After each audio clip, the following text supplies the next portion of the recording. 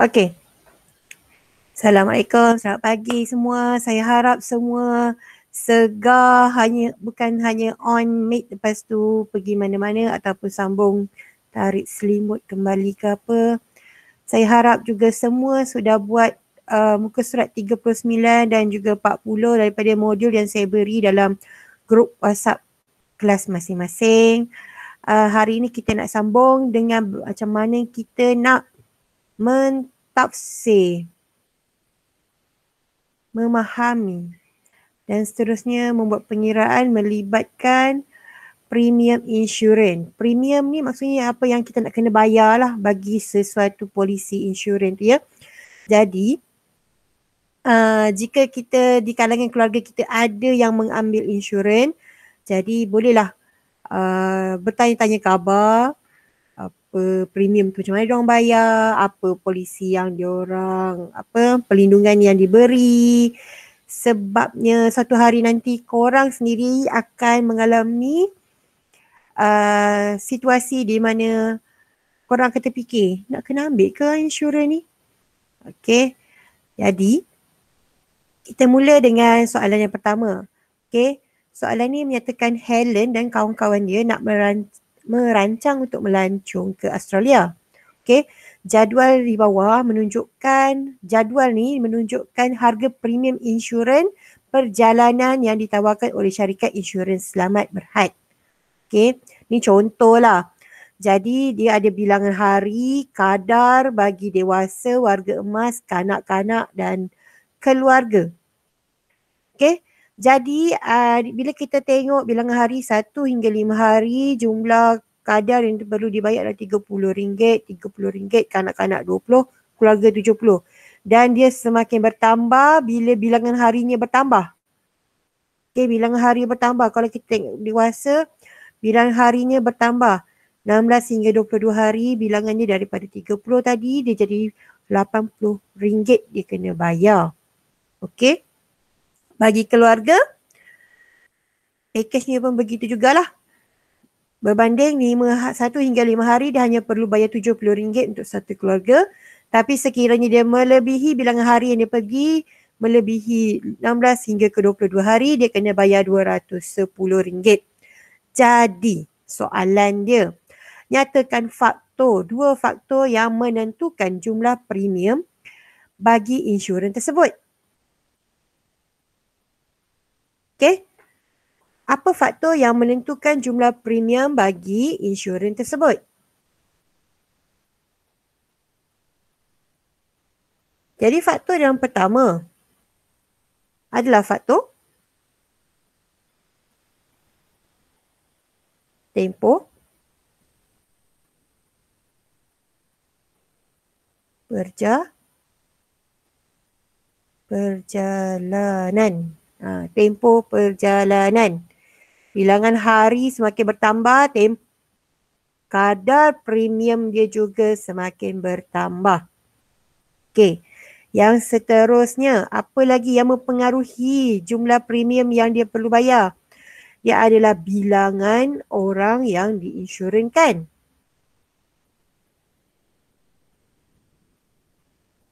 Bilangan orang yang diinsurankan. Ada tak contoh lain yang boleh kita kaitkan dengan faktor yang menentukan jumlah premium insurans berdasarkan jadual tadi? Dan yang ketiga adalah dia punya kategori dia lah. Okey, kategori sama ada dewasa, warga emas, kanak-kanak ataupun melalui pakej keluarga. Okey, itu adalah faktor yang menentukan jumlah premium bagi insurans tadi. Jadi soalan seterusnya, jika Helen hendak membawa yang kawan dia tadi tu adalah warga emas. So kita mengandaikan di sini Helen ini sama ada dewasa atau warga emas jugalah kerana kawan dia warga emas. Okay. Kat sini kita kena fikir Helen ni kanak-kanak ke apa. So kategori yang paling sesuai bagi Helen di sini mungkin memberi maksud kepada dewasa lah. Dewasa ataupun warga emas. Ada tak perbezaan antara premium antara Helen dengan rakannya tadi? Rakannya tadi siapa? Warga emas. Ada beza tak? Kita tengok dewasa dengan warga emas. Rate dia, kadar dia sama, tiada perubahan. Jadi ada beza? Tiada perbezaan. Tiada perbezaan premium antara Helen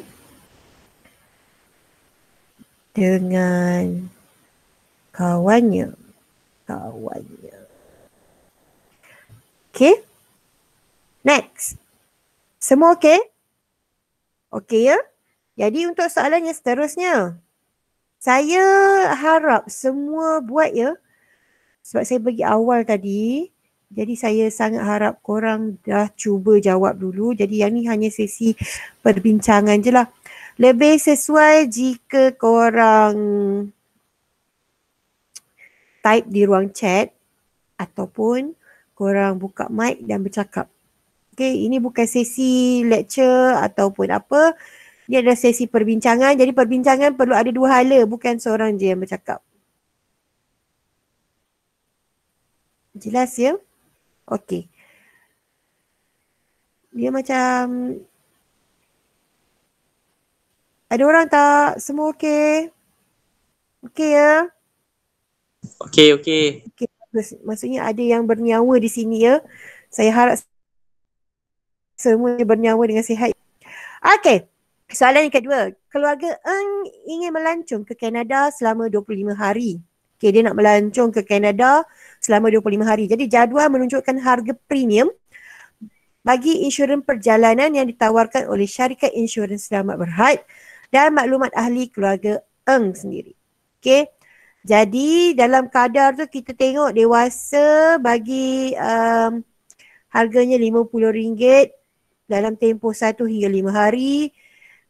Keluarga harganya adalah RM133 bagi tempoh 1 hingga 5 hari dan semakin bertambah sehinggalah dia kata kat situ setiap minggu tambahan dia ada tambahan sebanyak dewasa RM45, warga emas RM45, kanak-kanak RM35, keluarga RM110.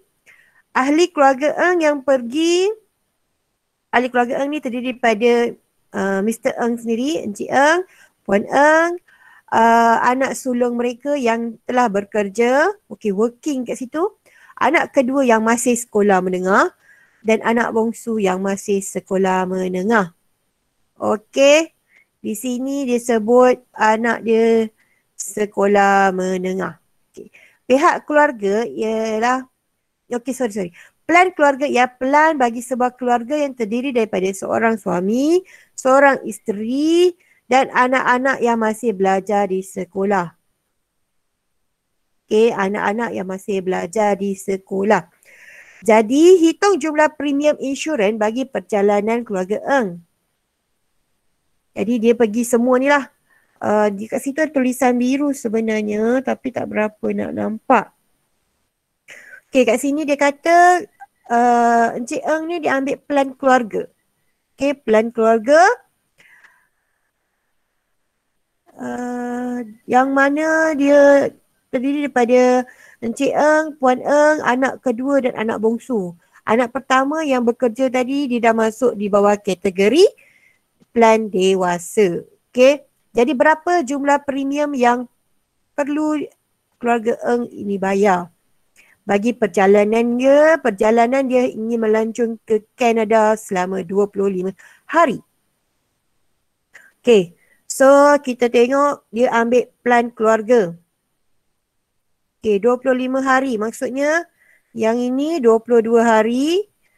Kemudian ada ekstra 3 hari. So dia akan perlu tambah 110.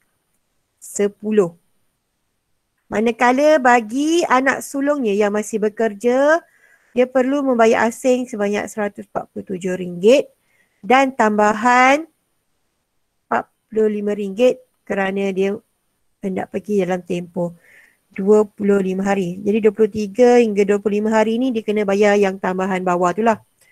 Jadi berapa jumlah premium yang perlu dia bayar? 400 tambah 100 tambah 147 tambah RM45. Jadi jumlahnya RM702.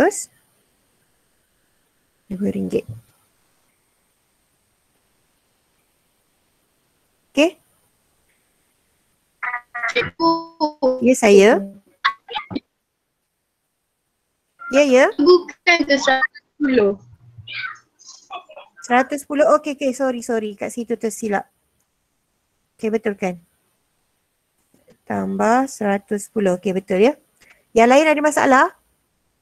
So, kita tambah 7 tambah 5, 12. 2, 6, 10, 1, 5, 6, 7. RM702. Okey, betul. Okey? Yang lain semua sama ya? Simple je yang hari ni. Nampak macam simple. Tetapi inilah antara maklumat yang perlu kita tahu berkaitan dengan insurans. Okey, yang seterusnya. So, dekat sini kita ada dia tulis nota kat atas tu. Premium ni adalah nilai muka polisi per dengan total, kalau tak silap, darab dengan kadar premium per ringgit. Okey.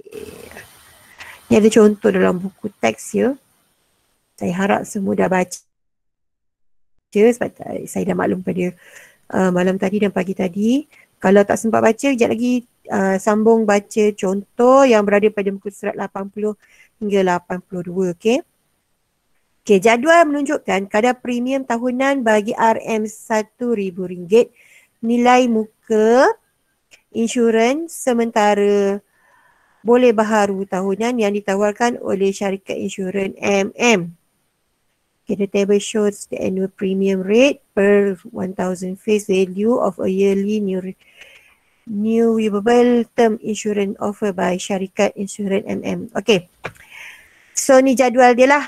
Ada umur, ada kategori lelaki perempuan, antara perokok dan bukan perokok, smoker dengan non-smoker. Kalau kita tengok dia punya kadar premium tahunan dia tu bertambah.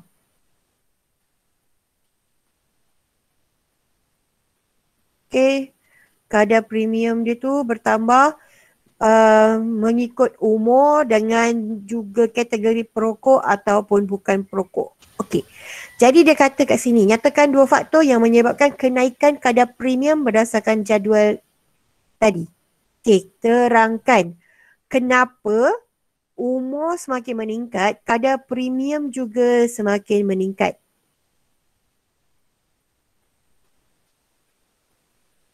Nah, kenapa? Yang ni insurans apa ya ni? Okay, tidak sebutlah insurans apa ya. Okay, kenapa? Ada tak? Ada sesiapa nak cuba jawab? Apa faktor yang pertama daripada jadual ni?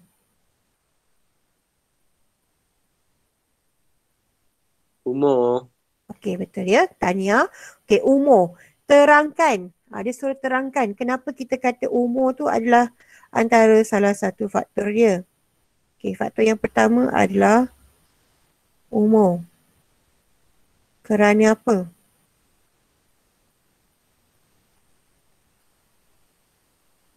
Kerana dia kata kat sini kalau ayat dia yang tak berapa sedap lah sebab dia kata jangka hayat setiap individu tu semakin pendek dengan pertambahan umur. Okey, maksudnya semakin kita meningkat umur kita semakin menghampiri kepada risiko kematian ataupun apa-apa risiko yang penyakit dan sebagainya lah. Okey, jadi kat sini kita kata umur kerana jangka hayat setiap individu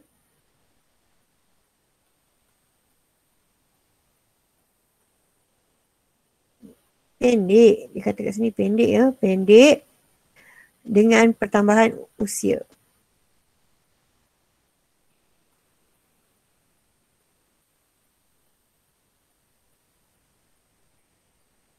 Okey. Pertambahan usia ataupun umur lah. Okey. Jadi apa lagi faktor yang seterusnya? Apa lagi faktor yang seterusnya? Faktor yang menyebabkan kenaikan kadar premium berdasarkan jadual tadi. Selain daripada umur, kategori. Perokok dan bukan perokok. Okey, betul ya. Oh ya, hilang. Okey. Kategori perokok dengan bukan perokok. Perokok. Kenapa? Okey, kerana apa? Kerana kebarang kalian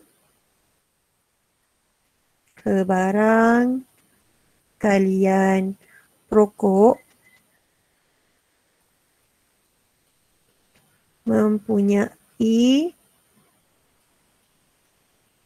masalah kesihatan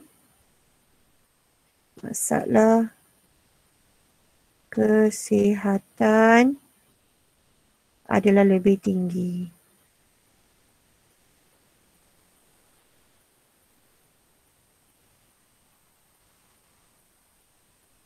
Okey, kalau kita tengok contoh juga, ada satu lagi faktor yang menentukan kadar premium dia. Tapi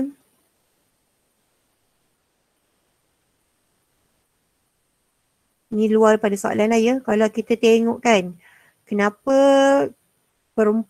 antara perempuan dengan lelaki, kadar premium yang dikenakan bagi pihak lelaki lebih tinggi daripada kadar premium yang dikenakan bagi perempuan.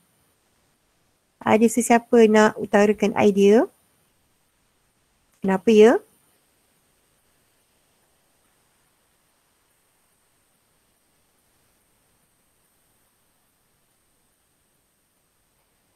Laki lagi buat kerja berat. Dia kata lelaki lebih kuat buat kerja berat. Okey. Selain daripada itu, kalau kita kata lelaki lebih banyak tanggungjawab yang perlu dia galas, boleh diterima ke?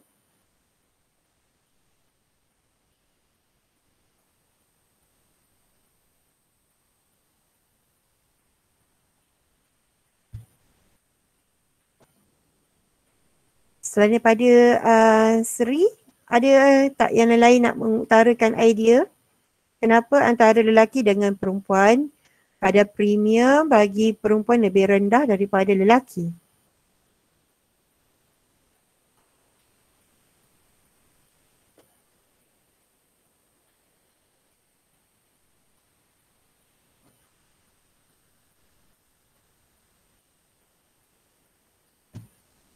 Tak ada? Okey. Tak ada tak apa. Nanti korang fikirlah ya. Anak-anak. Okey, next.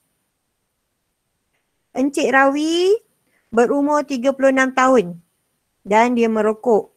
Okay, dia juga ingin membeli polisi insurans yang bernilai RM160,000.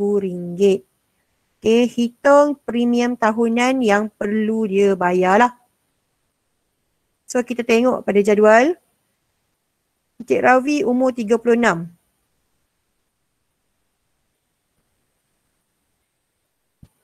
Dan dia perokok.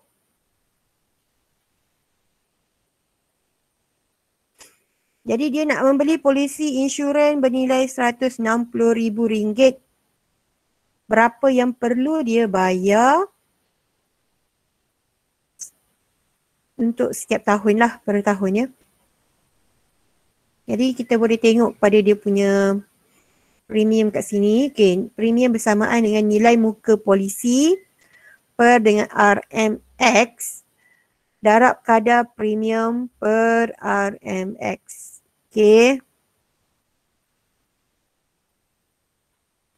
So dia macam ni ya. Dia nak membeli berapa polisi dia? 160,000. Jadual tadi dia kata apa? Yang ini adalah untuk setiap RM1,000. So kita bahagikan dengan 1,000. Darabkan dengan kadar premium dia tadi 2.81. So kita pun kira lah berapa dia punya jumlahnya. RM RM449.60. Apa formula dia tadi? Premium dia sama dengan nilai muka polisi per, itu ke nilai muka? Itulah. Per dengan RMX darab dengan dia punya kadar premium. Kadar premium per RMX untuk setiap inilah per RMX. Okay. Maksudnya untuk setiap RM1,000 dia kena bayar 2.81% daripada RM1,000 tadi. Jadi kalau dia nak 160,000, dia kena buat pengiraan lebih kurang macam ni lah. Inilah antara contoh pengiraan dia.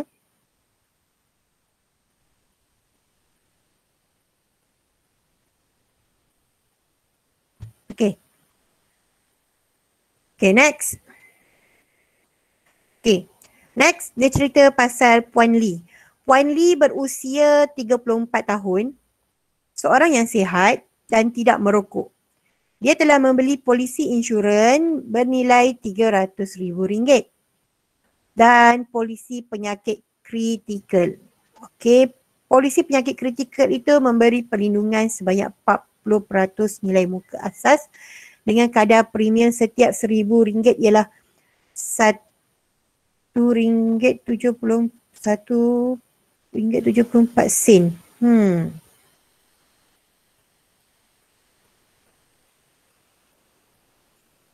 Okay, maksudnya setiap RM1,000 dia kena bayar RM1.74. Okay, yang ni tak sebut berapa.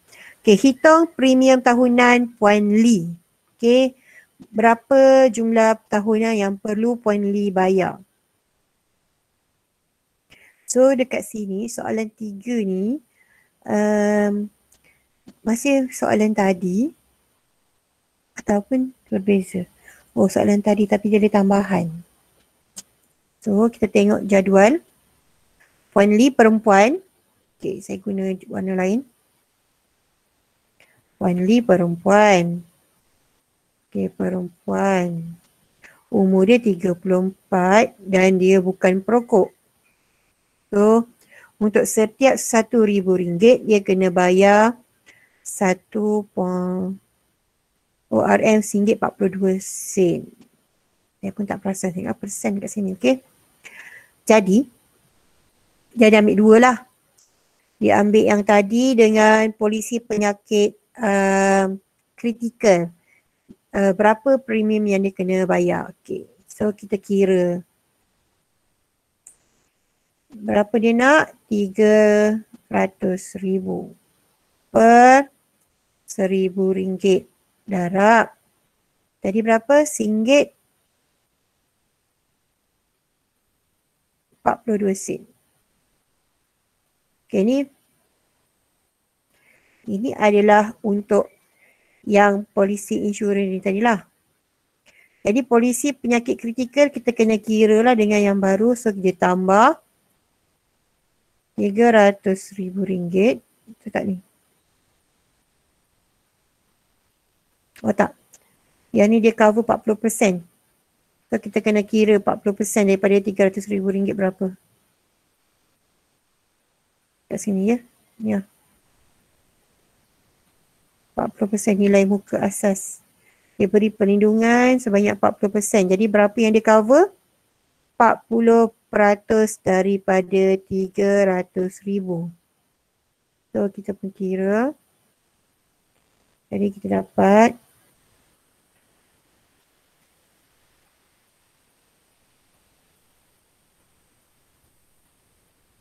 RM120,000.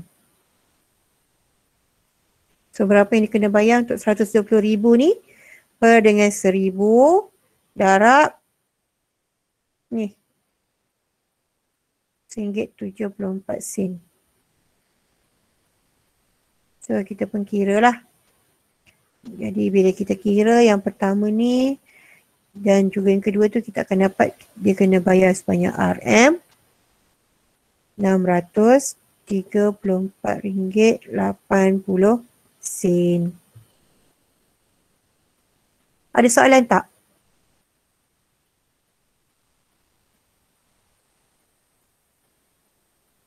Ada soalan? Tak ada?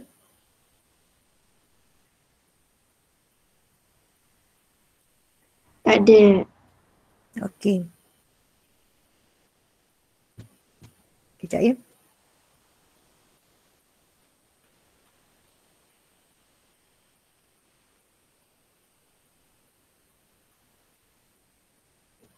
Nampak macam lawak tapi ni yang berlaku.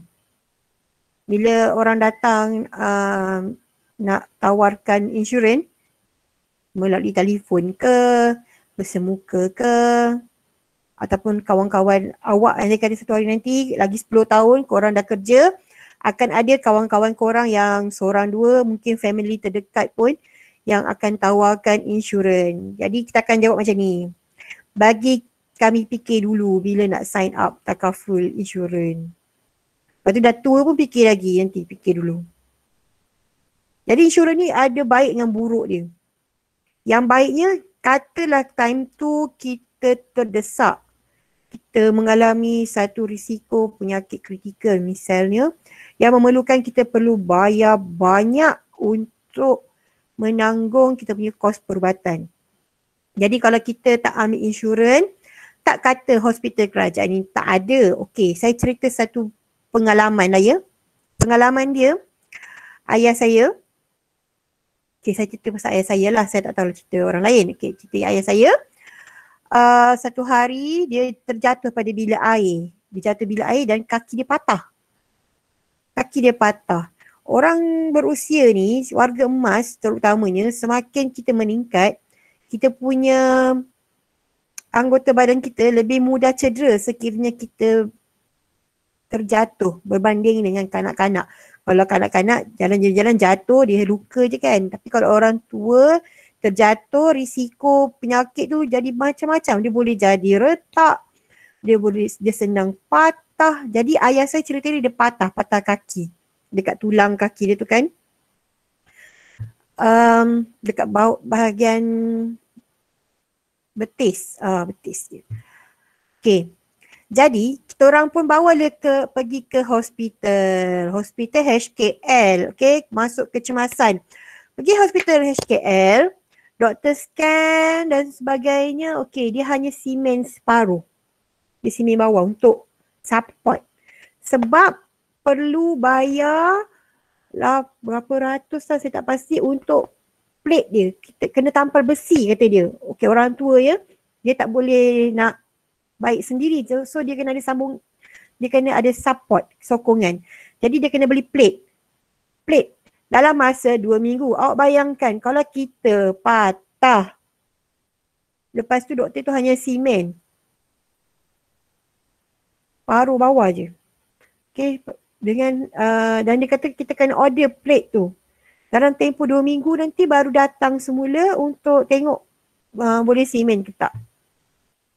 Jadi sebagai seorang anak, mestilah kita akan rasa sedih dan sebagainya lah kan. Sebab ayah kita sakit tapi dia kena tanggung kesakitan itu dalam tempoh lagi 2 minggu lagi. Okay. Jadi akhirnya, ia bernasib baik kerana syarikat yang tempat ayah saya bekerja, dia ambil polisi insurans kelompok. Okay, macam kita dah belajar, dia ambil polisi insurans berkelompok. Di bawah, apa nama dia tah? Saya lupa lah apa nama dia orang punya tu. Sebab dia telekom kan, dia adalah polisi dia. Jadi polis panel dia tu dia orang bahasakan, dia tak panggil insurance, dia panggil panel. Okay, panel dia kata dia boleh support. Jadi kita orang pun pergilah ke KPJ Rawang. Time tu KPJ Rawang baru buka. Dan KPJ Rawang time tu dia scan, dia check. Okay. Terus kita akan beli plate tu. Time tu juga beli plate. Time tu juga pergi buat operation. Okay. Kita dalam tempoh 3 hari yang lebih kurang sebab dimasukkan ke dalam ward. Okay. Dan lepas dia operate, adalah beberapa lagi kos tambahan rawatan dia, macam ada peti ais lah benda yang doktor tu buat. Dan saya tengok kos tu sendiri melebihi RM50,000. Okay. RM50,000 sebab kita pergi hospital swasta. Saya tak kata hospital kerajaan tak ada, tapi kita kena tunggu. Jadi antara masalah insurans, antara kebaikan insurans yang saya terbuka mata adalah yang inilah. Bila kita mengalami kecemasan, jadi kalau kita ada insurans yang boleh support kesihatan dan sebagainya kita akan kuranglah menanggung kerugian. Sebab mana kalaulah orang tu simpan pun RM50,000 dalam bank, sanggup ke kita nak keluarkan RM50,000 tu untuk bayar kos perubatan kita? Mungkin kita akan sanggup, tapi kemudian kita akan mengalamilah detik-detik yang mana kita kena kontrol bajet kewangan kita. Okay. Next. Kes ni.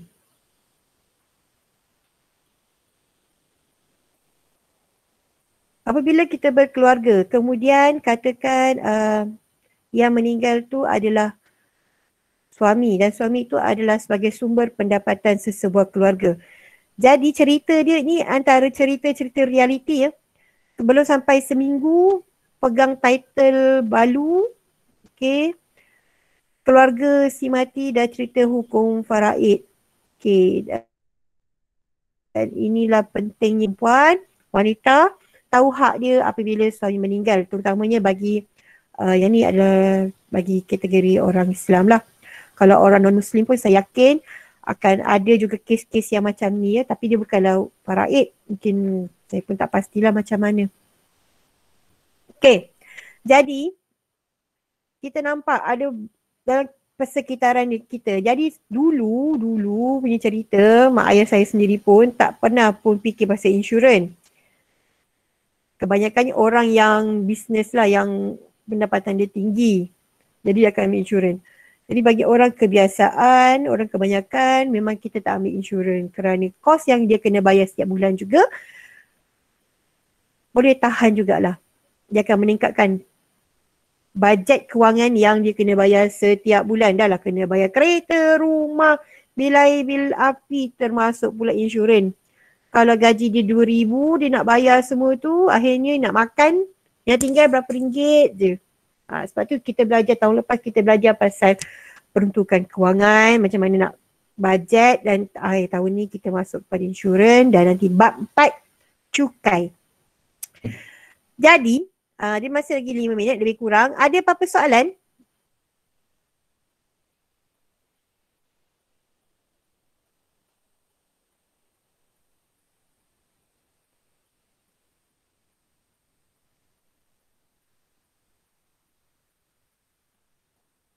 Tak ada soalan? Tak. Okay, bagus ya. Maksudnya saya harap semua faham lah ya bagaimana kita nak mentafsir dan membuat pengiraan. Kita tak masuk lagi pengiraan berkaitan dengan yang insurans motor, sebab insurans motor dia ada, kita kena tengok sama ada orang tu nak ambil first party, dia panggil first party kan, first party, third party, ataupun dia akan mengikut dia punya sisi kereta. Semakin besar sisi kereta, jumlah insurans yang dia kena bayar tahunan juga tinggi. Okay, kalau orang tu ada Azora, X50, contohlah X50 dengan orang yang beli Azia, insurans yang dia bayar untuk dua-dua kenderaan ni adalah berbeza kerana sisi dia pun berbeza. Kalau ada berlaku kemalangan, kos kerugian yang dibayar juga berbeza. Jadi sebab itulah insurans dia pun kadar premium dia juga berbeza. Kita akan masuk untuk hari yang seterusnya pada minggu hadapan. Kalau tak ada soalan, tak ada apa-apa nak tanya, setakat ini saja perbincangan kita. Thank you semua. Bye-bye.